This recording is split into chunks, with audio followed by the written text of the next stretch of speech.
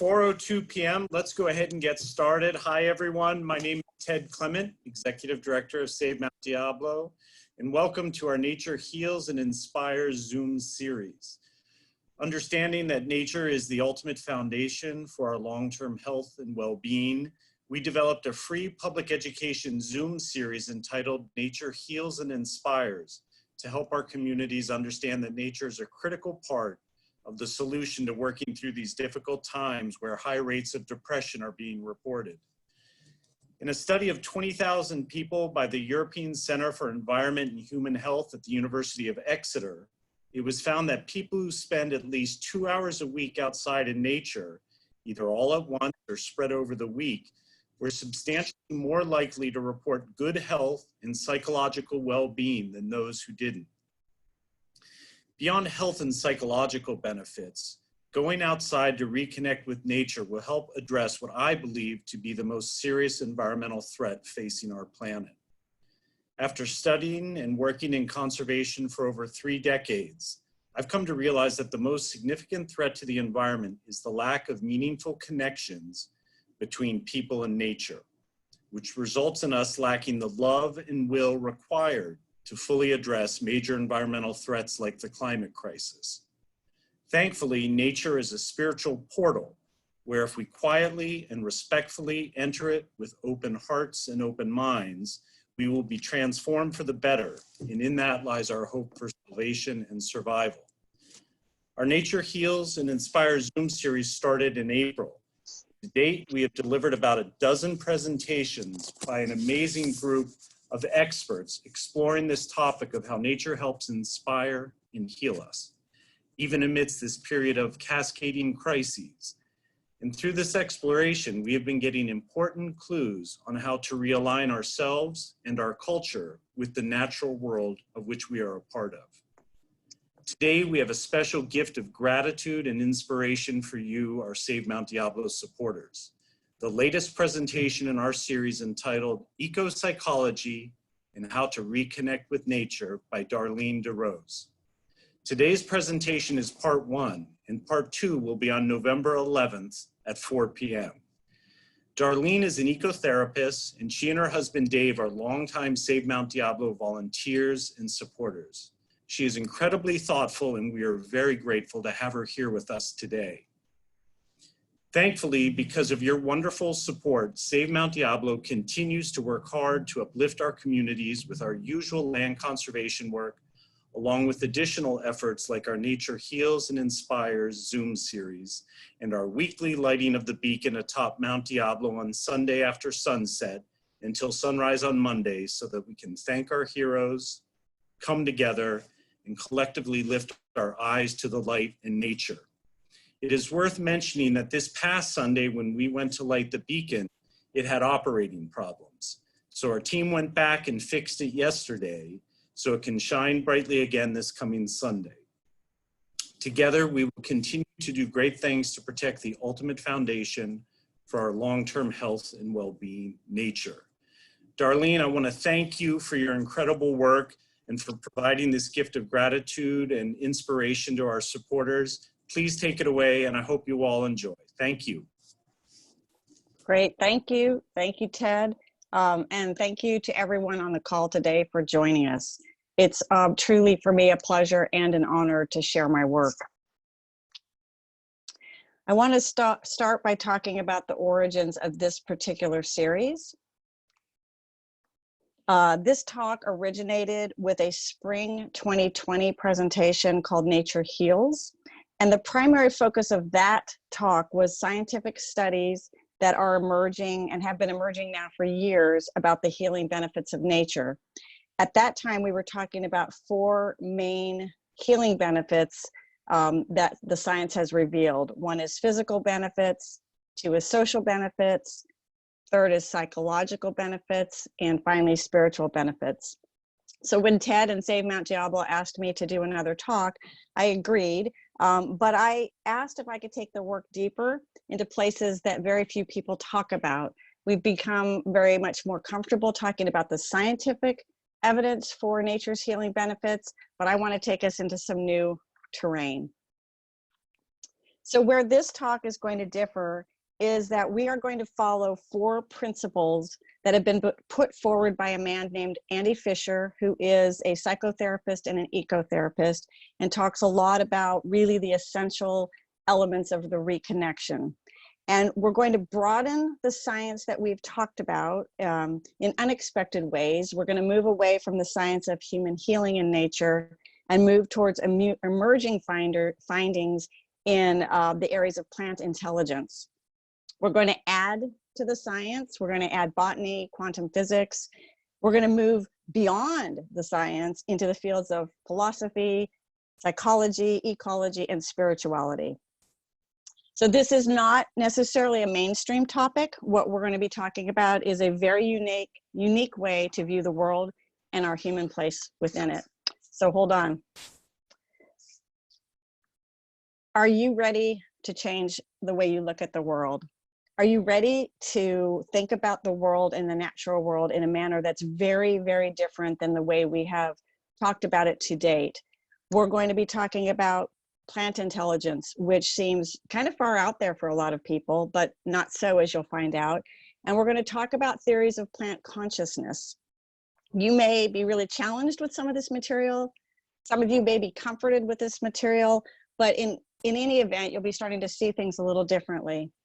And this particular quote by Thomas Berry is one of my favorites because we are, I believe, in a deep, deep crisis, a global crisis.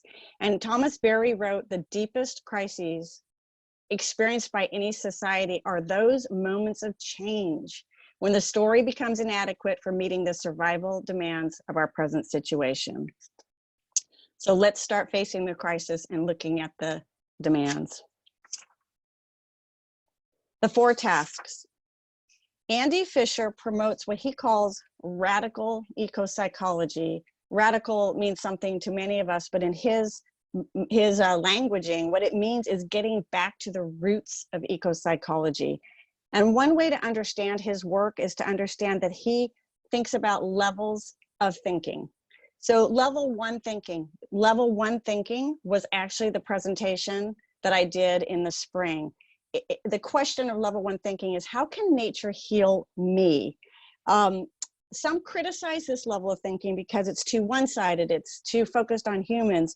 But for me, it's a critical first step to restoring the nature connection, because when we seek nature, because we understand that reconnection has personal benefits, we're more inclined to take the next step.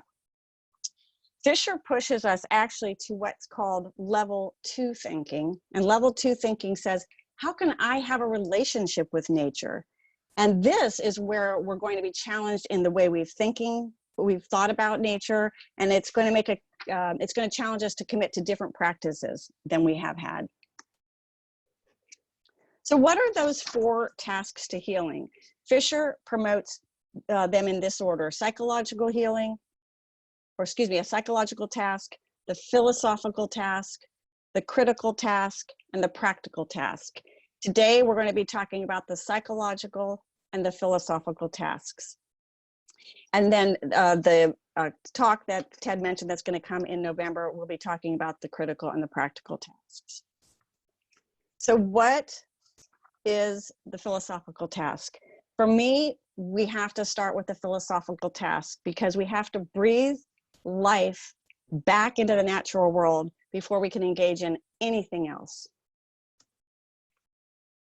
The philosophical task asks us to place psyche, soul, anima, mind back into the natural world, to put mind back into the world itself, and to return not only soul to nature, but also nature to soul. So the key aspect of the philosophical task is to understand there is a non-human other in the natural world with which we connect. And that non-human other is ensouled. It has senses. It's intelligent. And it may, in fact, have rudimentary consciousness. In this particular talk, I focus on the plant world as the primary representative of nature. And you might wonder, why do I focus on plants? Well, personally, I have been called to the horticultural therapy work. I work with plants. I'm a master gardener. Plants also sustain our life. And in order, I believe, to begin that long walk back to connection to nature, we have to see nature first, and plants are abundantly present. The other reason that I focus on plants is when there have been analyses of the most dominant species on Earth, actually plants are the most dominant species on Earth. They have more living space than any other living creature on the planet. Some estimate it's upwards of 80% of the biomass of the planet. So how do we build the case that plants are non-human others with soul and worthy of entering into a relationship? The key topics here are going to be plants' sensory capabilities, plants' intelligence, and plants' rudimentary consciousness. We're going to start actually with the Darwins. So we're all familiar with Charles Darwin, who was best known for his theory of evolution. And as early as 1880, he actually provided detailed descriptions of how plant species moved in response to light, gravity, and contact. But his grandfather, Erasmus Darwin, 100 years before him, actually set the tone for some of this work. And he, in 1794, speculated that vegetable life seems to possess an organ of sense that distinguishes moisture, light, touch, and some other sensory capabilities. So although the Darwins actually lacked the modern techniques that we now use, these two men were very well aware that plants possess sensory capabilities. Darwin actually asked us to think of the plant as an upside down animal. So the main sense organs and the brain are on the bottom, underground, the root system, and the sexual organs or the reproductive organs on the top. He was actually known in his writings for putting his most important statement at the end of any piece that he would write. And what he wrote in his book, The Power of Movement in Plants, is the following at the very end: "It is hardly an exaggeration to say that the tip of the radicle being the root system, has the power to direct the movement of the adjoining parts and acts like the brain of one of the lower animals." There's been a lot of controversy about that statement, but plant neurobiologists, which is a bit of an odd name because plants don't have neurology, but plant neurobiologists actually see this quote as validation of their work. So 200 years after Charles Darwin and, after Erasmus Darwin, and 100 years after Charles Darwin, what do scientists know about plant communications?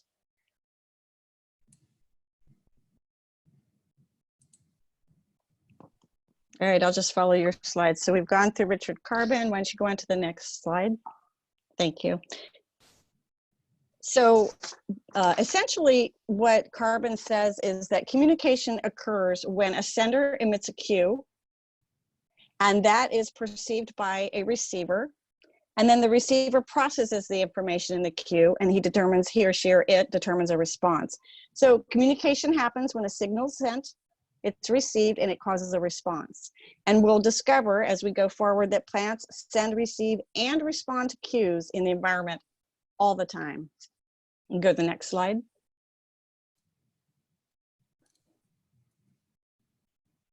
So in addition to telling us that plants can communicate, Carbon also says that plants have sensory capabilities. So of course, plants don't have a central nervous system or a brain that coordinates this information, but despite this, they do sense their environment. And different parts of the plants are in fact intimately connected. Information regarding light, chemicals, temperature is constantly exchanged between the root, the leaves, the flowers, the stems. And these communication techniques have actually been designed by the plant world to optimize survival in the environment. So Carbon says basically plants sense light, smell, touch, sound, temperature, electricity. And as we go forward, you'll see they also can learn and remember.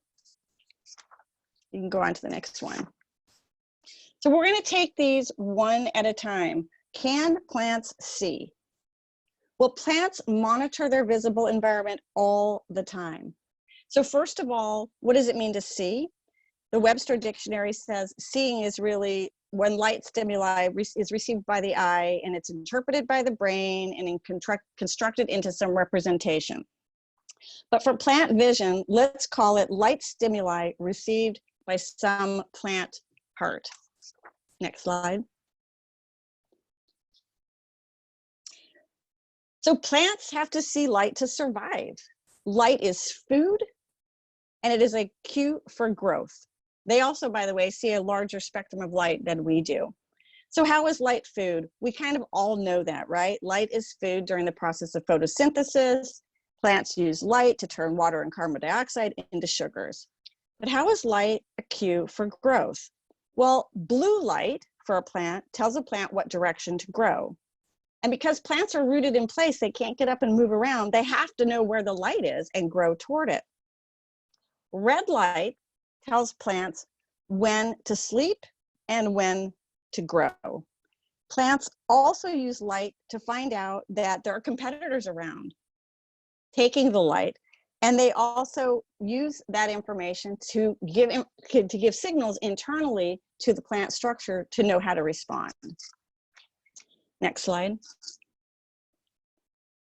So Darwin was fascinated by the effects of light on plant growth. And if you've ever watched a seedling grow, you'll see, and any plant actually, you'll see that plants bend toward the light. And we now know that blue light is what causes a plant to bend in that direction.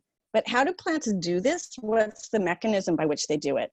Darwin discovered that the eye, if you will, of the plant is in its tip.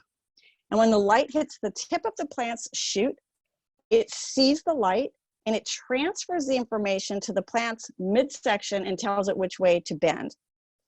This has been established and is now considered rudimentary sight in the plant world. You can go to the next slide. Plants also measure light. So in addition to bending toward the light, plants measure how much light they take in. This is how we can have what are called short day and long day flowering plants, because they're actually measuring light. And what experiments have revealed is that plants are measuring not the length of the day, but the length of darkness, the length of the night. So how does this work? In nature, the last light that any plant sees at the end of the day is called far red. And what it does is it signals to the plant to turn off. So we're talking about go to sleep now, turn off. And then in nature, the first light that occurs when sunrise happens is red, and it actually tells the plant to wake up. So that's the signal to wake up. And in between those times, the far red and the red, the plant measures how long it's been asleep. You can do the next slide. So how do plants smell? They have a capacity to smell. Smelling is really just the ability to perceive odor or scent through stimuli. You can go to the next slide. Plants use smell for at least 3 purposes: to signal the physical state of a nearby plant, to signal potential danger, and to signal potential food. So the physical state of other plants is a very simple one. There is a universal plant hormone that's responsible for fruit ripening, and that's ethylene. And you've probably experienced this. If you put an avocado in a bag with a banana, they were both going to ripen. What they're actually doing is smelling one another. They are actually reacting to the smell of ethylene that is being released. And there is an ecological advantage to this, because this allows on a plant for everything to ripen around the same time. But more importantly, if you are in an area with a lot of foodstuffs and you know that animals are going to come through and eat, keep on going, disperse your seeds someplace else. This is a propagation technique that the plant world has figured out. You want to ripen around the same time as everybody else, because otherwise you're not going to get eaten when that group runs through and you're going to be left behind. So plants actually share this information so that they ripen at the same time, and that ensures seed dispersal. Plants also smell to prepare defenses. there have been many, many studies dating back to the 80s that revealed that plants get information through chemical signals from one another to defend themselves against attack. Once a tree is attacked by insects, it actually creates certain chemicals that make the leaves unpalatable to insects, and neighboring trees can even smell this and they react to it. Next slide. And finally, plants actually smell to find food. This is a great video, which I will share later in the resource material, but they've done studies on a plant called the daughter plant, which is related to morning glories. It's a predator, a parasite. It cannot use photosynthesis. It has no leaves, and so it gets its food from other plants. It sucks out the nutrients in these plants. And what it actually does is you can put a daughter plant between a fake plant or a plant that can't provide its nutrients, and a plant that can. A tomato plant is the example that is often used. And the daughter plant will smell the chemicals being released by the tomato plant and actually work to attach to that plant and not the other, not the fake plant. You can do the next slide. So we're going to move on to plant hearing. Plants listen into their environment all the time. So we know that well, Webster says hearing is just the ability to perceive sound by detecting vibrations. For humans, of course, sound is hair cells in the ears and then brain processes. But plants don't have either ears, nor do they have brains. So how could they possibly hear anything? Next slide. We're going to talk about two recent experiments that actually illustrate plant hearing. The first one was done in Tel Aviv. And what the researchers did was they exposed plants to 5 sounds. One was silence, one was a recording of a honeybee, and then there were 3 computer-generated sounds at low, intermediate, and high frequencies. And what they discovered was that plants that were given the silent treatment, nothing happened, no changes. Plants with high and medium, intermediate frequency sounds, nothing happened. But for plants that were exposed to the playback of honeybee sounds and the low frequency sounds, which is a matching frequency level, there was an unmistakable response. Within minutes of sensing the vibration and the sound of the honeybee and the low frequency, plants increased the concentration of sugar in their flowers' nectar. So within 3 minutes of exposure to this sound, now remember, one is actually they're sound recordings. There's no honeybee really there. Sugar concentration in the plants increased from between 12 and 20%.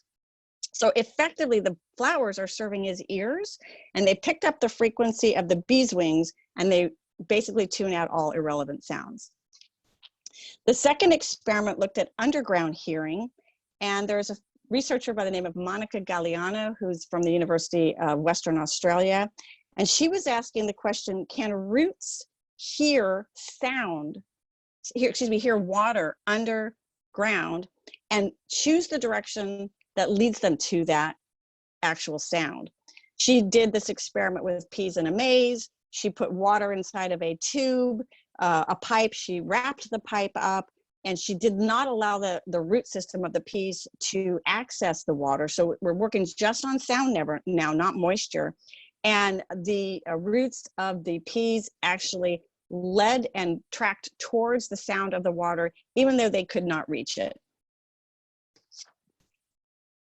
Next one.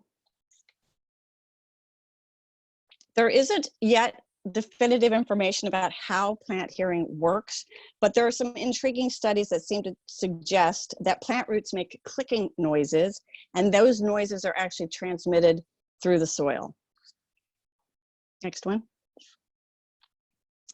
So the next question we ask is, can plants feel or perceive touch? So spoiler alert, when we talk about plants feeling, I'm not talking about emotional feeling. We're not talking about that at all. When plants feel touch, we don't really know that they feel pain.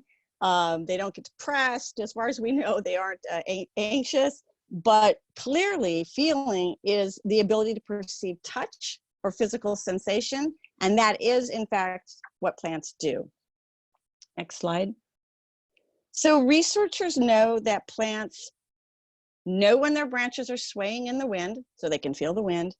They can differentiate between hot and cold, which only makes sense if you think about warm and cold crop categories of vegetables. And they can feel if their leaves are damaged. Next slide. But plants have even more intriguing touch sensors. For example, plants can feel direct contact. The plant on the left in this slide is a Mimosa pudica. Some of you might be aware of it. And this is the plant that responds to touch by closing.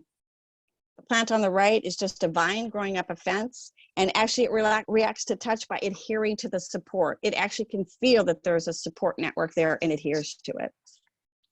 Next slide. So I'm going to look at just one example of how plant ability to sense touch shows up in nature, and we're going to talk about the all-famous Venus flytrap. We know that the Venus flytrap closes to catch its prey, but how does it do that? John Burton Sanderson discovered that is the pressure. There are 3 little hairs inside each one of those little sides of the leaf. It's the pressure on 2 plant hairs that leads to the electrical signal that closes the trap. So the plant needs to feel that the insect has touched 2 of those hairs in order to close. Next slide. Plants also have the capacity or the capability to talk. This is actually one of the most researched and documented areas of plant sensory capabilities. And talking is really just the ability to convey information. So how do they talk? Next slide. They communicate with other parts of the same plant. They communicate with organisms in the soil. Remember, we talked about root clicking. They communicate with other plants. And why do they talk? They need to know who's their neighbor, whether there's a friend or a foe around. And they use at least 4 methods of plant communication. One is light signals. One is airborne chemicals. The third one is root contact, and the fourth is shared fungal networks. So plants are constantly in communication through these 4 systems with all of their environment. Next slide.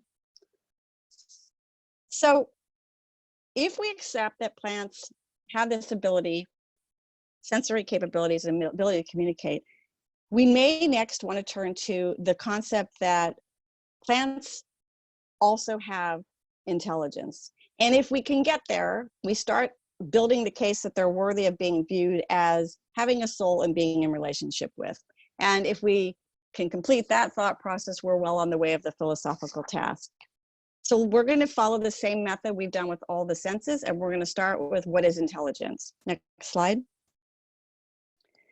So Webster defines intelligence as shown on the chart: the ability to learn or understand, to deal with new or trying situations, to apply knowledge to manipulate one's environment, and fourth, to think abstractly. Intelligence, as defined here, is essential to survival. Next slide. So let's break this down. Do plants, are they intelligent? Can they learn or understand? Can they deal with new or trying situations? Do they apply knowledge to manipulate their environment? And can they think abstractly? Next slide. So one of the first key elements of learning and understanding is that it actually implies some form of memory. To learn or understand something implies that you encode information, you form a memory, you retain it, you hold that information, and then you recall it and you retrieve it for use in the future. Next slide. We are going to go back to the Venus flytrap. So we talked about how this quintessential plant responds to touch, and we learned how, right? Two of the hairs get touched. But what we actually now understand about that plant is that not does one hair get touched, but 2 hairs must be touched by a fly for the plant to close.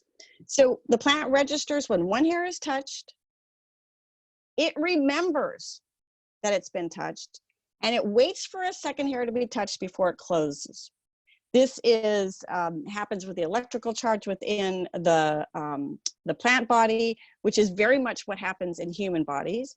And so the plant is retrieving information about the second hair being touched.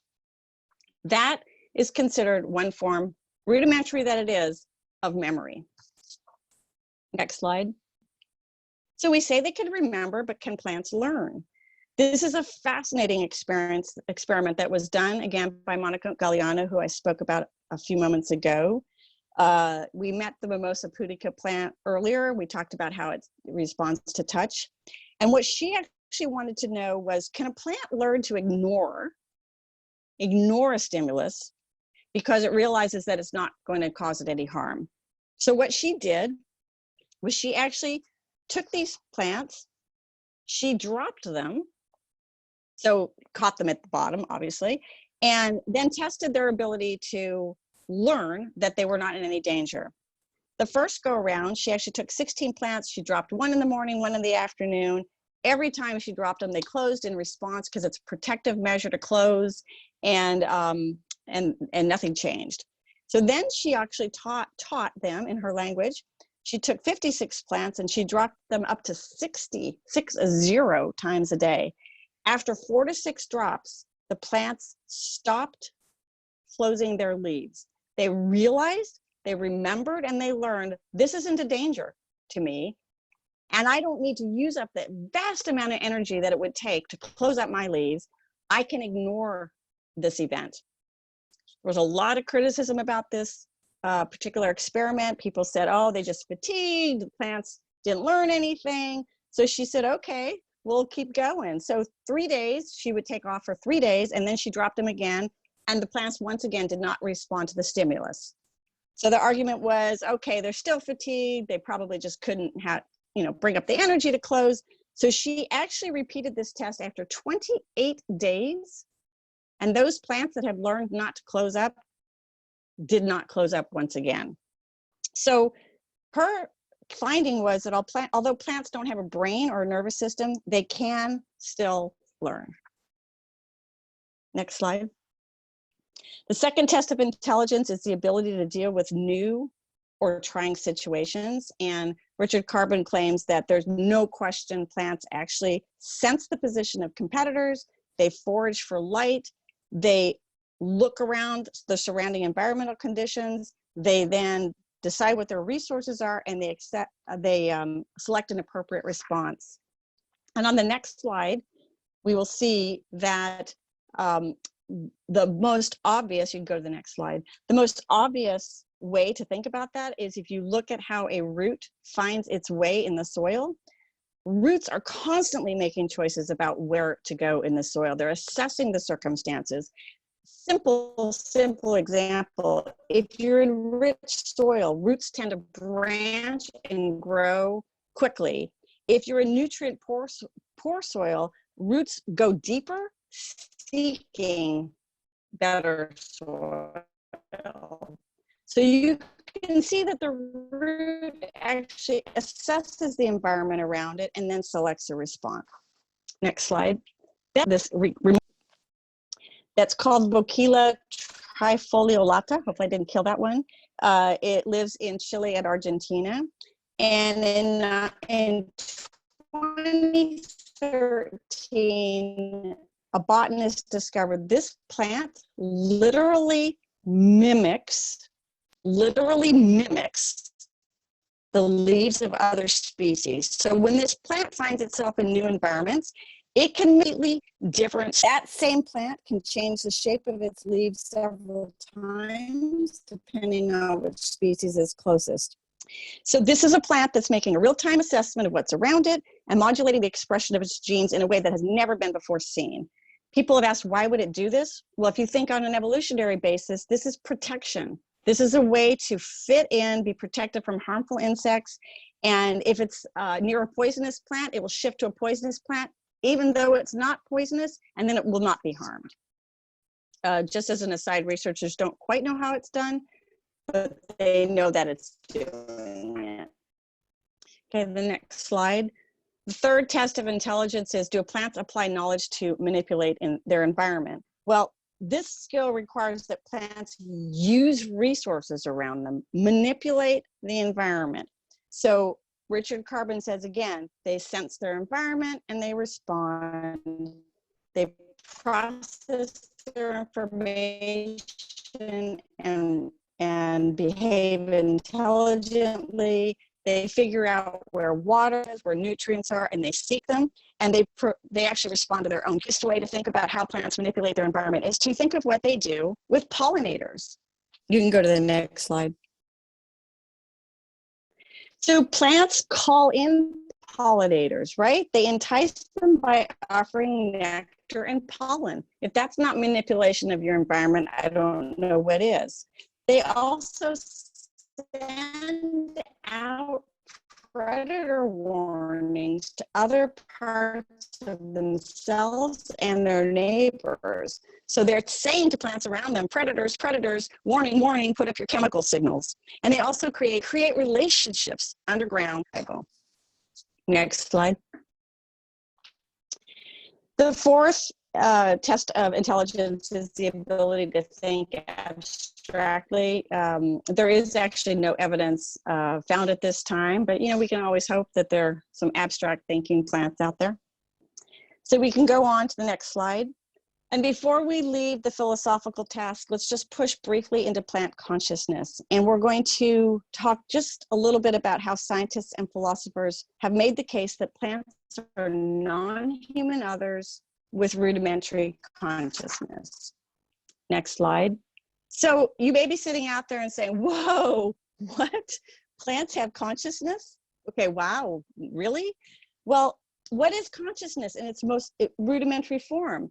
Mikio Kaku, who is a famous physicist, has basically said consciousness is just the process of creating a model of the world using multiple feedback loops. Now I'm talking rudimentary consciousness. I'm talking not necessarily about ability to think abstractly and self-reflect and all of that, but to create a model of the world with multiple feedback loops and then actually accomplish a goal. So we're going to look at a couple of examples of this. Next slide. One way that plants clearly create a model of the world is that they always seem to know up and down. No matter how you orient it, a pot or a planting, plants always grow up and roots always grow down. So this particular picture is part of a video that I'll include in the resources where this plant literally continues to assess its environment as the seedling elongates and continues to grow upward. And though they've discovered, just as an aside for those of you who are interested, that it's the roots that actually respond to gravity, and that is how the plant roots continue to grow downward, no matter what orientation it is placed in. The next slide. Plants also know where they are. If you've ever seen a morning glory or any kind of a vining plant assess where it is and entwine itself around some sort of a structure, you can see that they're constantly moving and oscillating and making adjustments to get close to that particular pole or stake or whatever to grow up. And the action of this is important because Darwin actually considered it to be built-in behavior. It's called circumnutation, and it is autonomous. So that means that the plant is acting independently.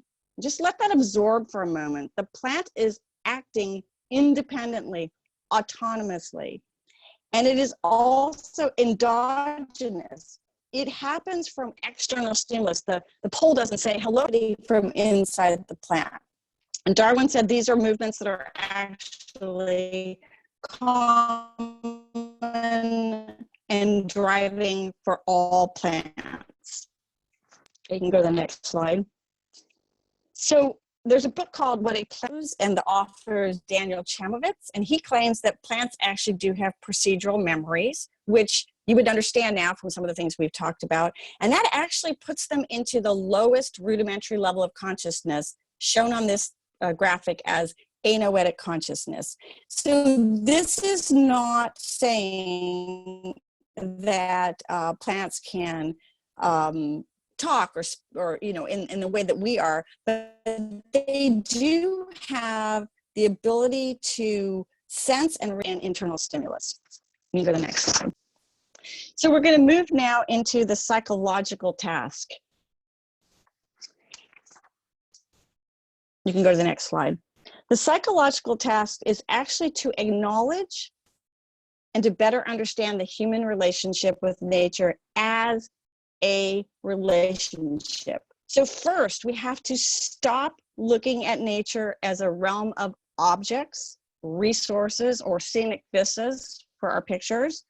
We have to look at nature as other than human and true interactions in life that have their own ensouled rights as fellow beings, as kin. We have to grant the natural world a psychological status, and we have to find out how can we talk about our relationship with that world. So we're going to hit all 4 of those in the next few pages. Next slide. The first step is to understand nature is not an object. It is not a thing. I don't need to belabor this. We've just talked about it. Plants have sensory capabilities. They have intelligence. They are autonomous. They are endogenous. They do endogenous actions. They are subjects. They are, next slide. Nature, the second element of the psychological task is to learn how to regard these other than human beings as true interactions as in life as ensouled others. And I'm going to turn to actually the Greeks here. Theophrastus was actually considered the father of botany. He was a student of Aristotle. And he basically said that we need to, he believed, let me write it the way say it the way he wrote it, to be known, each thing must be approached in the appropriate manner, which means we cannot evaluate plants as zoological species. We must evaluate plants in their own way. And he said, first, we need to recognize plants have different qualities and capabilities that are completely different than the animal kingdom. Remember, plants see light spectrums that we don't even see. He said, two, we have to remember that plants have volition, their own will, their own meaning and purpose. And 3, we have to recognize that they're not solely for human purposes. Go to the next slide. The third step in this psychological task is to actually grant the world, the earth, a living status. And here we've moved away from the plant world and we've moved more to all of the planet. In recent times, we have definitely fallen out of the practice of viewing earth and nature as thou, and we've started to call it it. But there's a huge body of work now, an emergence of philosophers, scientists, spiritualists, who are reminding us that Earth is a being in her own right. Next slide. So let's start with Mother Earth as a living being way back in the day of animism. Mother Earth was a great living being that was responsive, intelligent, nurturing. People actually lived in a conscious, interactive environment. They said prayers that understood the earth is my body, the sky is my body, the water is my body. And they experienced perception of the natural world as you saw something, it changed that thing you saw, and that thing you saw changed you.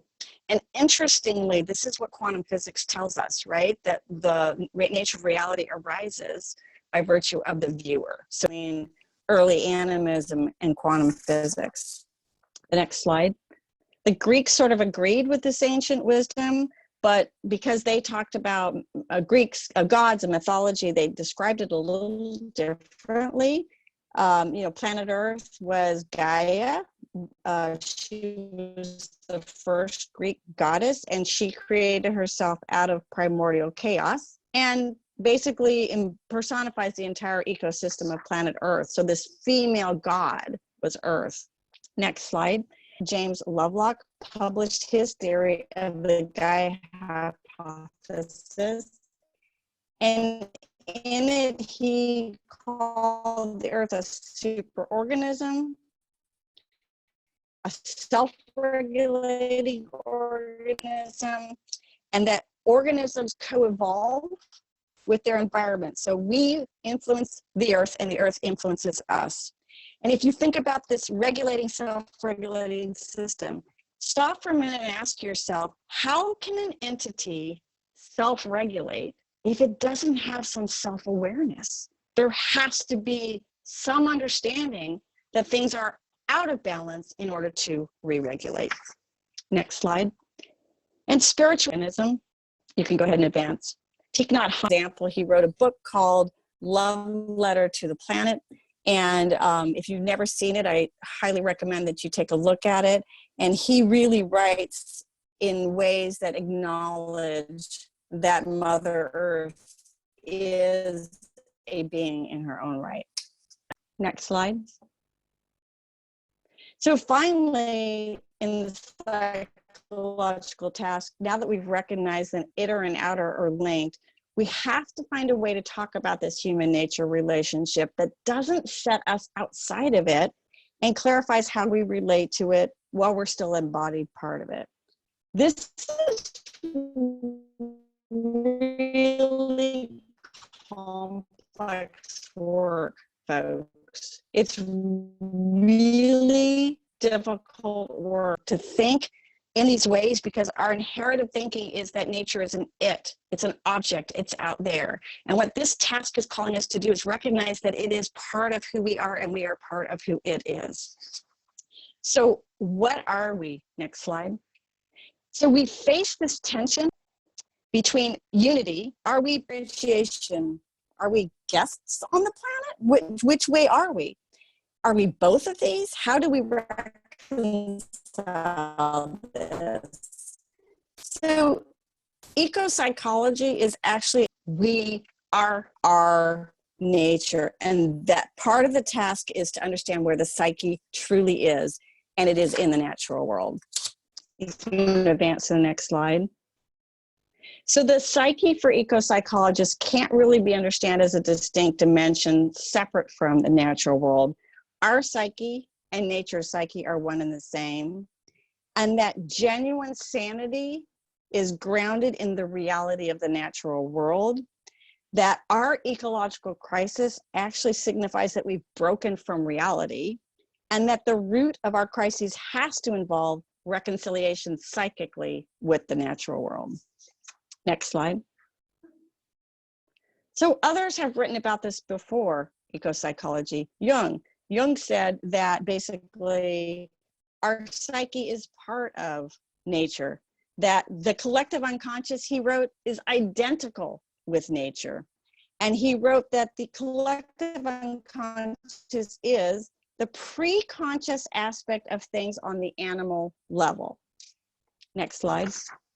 Theodore Roszak, who is an ecopsychologist, actually takes us to the next level, and he said, yeah, okay, maybe there's this collective unconscious being part of the earth consciousness, but he said there's an ecological consciousness as well. And he says, basically, let the you become the earth and all of our fellow creatures on it, that our consciousness should be expanding to include all of the earth. Next slide. Another example, Stephen Eisenstadt talks about the world unconscious. And he basically says that human behavior itself is rooted in nature's behavior, that all of our actions are fundamentally expressions of nature's desire.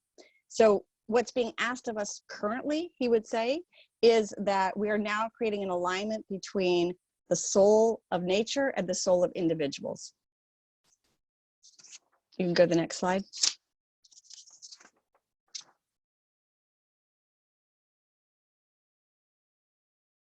Go ahead and advance. None of this is really new. I mean, in the Indigenous perspective, Mother Earth is a living organism. She doesn't belong to us. We belong to her. Next slide. Thomas Berry, who is a famous Jesuit author and priest, he wrote that the divine communicates to us through the natural world. And he saw the earth as a living being and referred to it as the great self. And he wrote that each is fulfilled in the other. The great self, being the earth, is fulfilled in the individual self, meaning our separate identities, and the individual self is fulfilled in the great self. So you can see all these languaging, all these authors, all these philosophers, all of these spiritualists are talking about the same thing. We are psychically connected, psychologically part of, embedded in the natural world, and that's where healing will arise. Next slide. Joanna Macy, you can go back one to Joanna Macy. Joanna Macy, who's a very famous eco-psychologist out of Oakland, actually talks about we are the world knowing itself, and that we're a living part, a living whole, which I think is just a really beautiful, beautiful way to put it. And her book is called World is Lover, World is Self. And then finally, you can go to the next slide now. Finally, in quantum physics, you know, a lot of people are talking about quantum physics, even in the eco-psychology world, people are talking about quantum physics as the new story in the new mythic age. And quantum physics is revealing that science isn't really this thing outside. It's not grasping these outside objects, but it's a moment of subjective communion. I referenced this before, that there's a lot of discussion about how we are, in fact, experiencing the nature of reality arises in reaction to the observer seeing. And this is consistent. It's new languaging, I would say, in terms of the scientific realm, but this is consistent with what is being said. It's language. Again, we are in subjective communion with the earth. Slide. And this is a beautiful quote from quantum physicist Carlo Rovelli that I just love. And he talks about that which makes us specifically human doesn't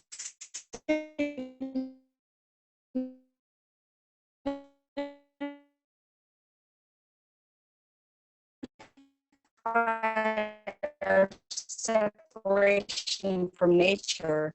It's part of that self-same nature. It's a form that nature has taken so as to understand we are nature, we are in communion. Next slide. Do about it, oh my gosh. So I'm gonna offer you a few practices, and you can go ahead and advance the slide again. There are 4 stages in the work of Joanna Macy: gratitude, honoring our pain for the world, seeing with fresh eyes, and going forth. I can't possibly do any kind of justice to her work, but I'm going to actually give you a few practices that may be useful if you want to move forward and start to experience this. Practice 1 is gratitude. This is a really simple practice. These are very simple questions. You sit and you think about them. Some things that I love about being alive on Earth right now are what?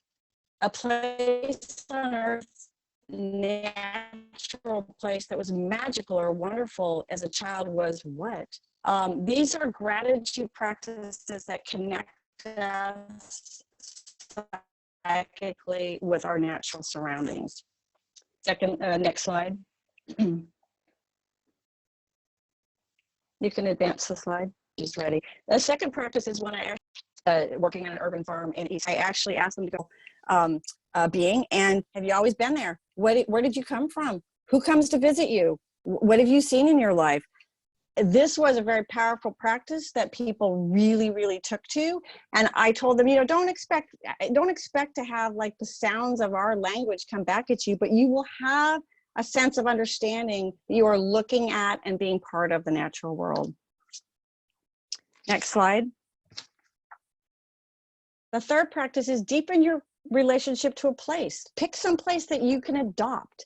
Visit it regularly, watch it, record images, acknowledge changes as they take place, record how you feel in that place. This is mindful practice, but mindful practice that acknowledges the beauty of the natural world. Next slide. The fourth practice is just self-reflect. Think about your own experiences of nature during childhood. Remember when you had a relationship with nature. Figure out what keeps you from it now, and then identify what connection you would like to recreate. Next slide. And then the final practice is actually one of my all-time favorites. It's called Eyes of the Heart. It was popularized by a woman named Christine Walters Paintner. And what she says is essentially that anytime we are in a situation of looking at the natural world, we are in connection with the divine. And so in this place, you're creating photography, photographic art from a heart-centered place. And you go and you see that place, you hold it in your gaze, and you wait for a slow, spacious quality of seeing. And then you allow yourself to receive an image by hitting the viewfinder. Next slide. So I'm going to end there, answer any questions you might have at this point, and thank you for bearing with me. Darlene,